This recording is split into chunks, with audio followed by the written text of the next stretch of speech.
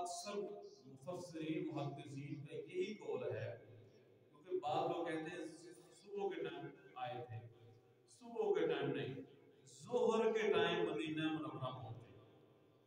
اب وہاں پہ تھا رئیس المنافقین عبداللہ بن ابی بن سلول۔ اس نے دیکھا کہ امی عائشہ صدیقہ تو صفوان کے ساتھ آ رہی ہیں، اس نے پورے مدینے کے اندر یہ افواہ پھیلا دی کہ نعوذ باللہ امی عائشہ صدیقہ نے غلط کام کیا، اس نے پوری سوسائٹی کے اندر مشہور کر دیا۔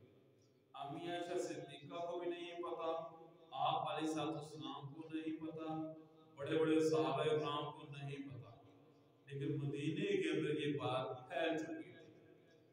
امی عائشہ صدیقہ جب سفر سے واپس تشریف لائی تو بخار ہو گیا، وہ بخار تقریباً 1 مہینہ رہا۔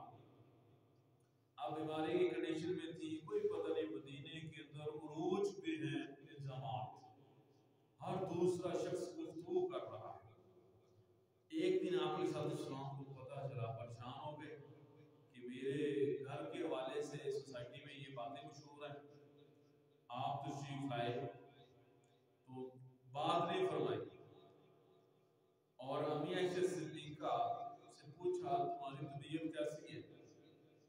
انہوں نے اس کی کہ پہلے سے بہتر ہے، بس اتنا پوچھ کے واپس تشریف لے گئے۔ اب محسوس ہو گیا کہ آپ علیہ السلام ناراض ہے، 2-3 مرتبہ پوچھا اسی طرح، لیکن اور کوئی بات نہیں کی۔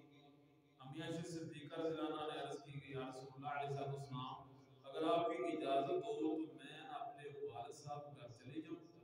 انہوں نے بغیر کسی نہ کیے فوراً فرما دیا کہ ٹھیک ہے آپ جا سکتی ہیں۔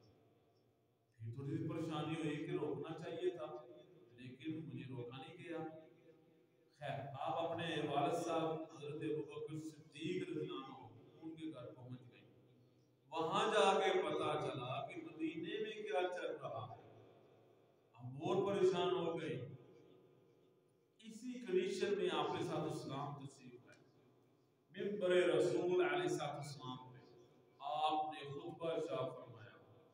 اس کے بعد فرمایا کہ میرے گھر والوں کے بارے میں پوری سوسائٹی کے اندر یہ بات مشہور ہے، مجھے مشورہ دے کیا کروں۔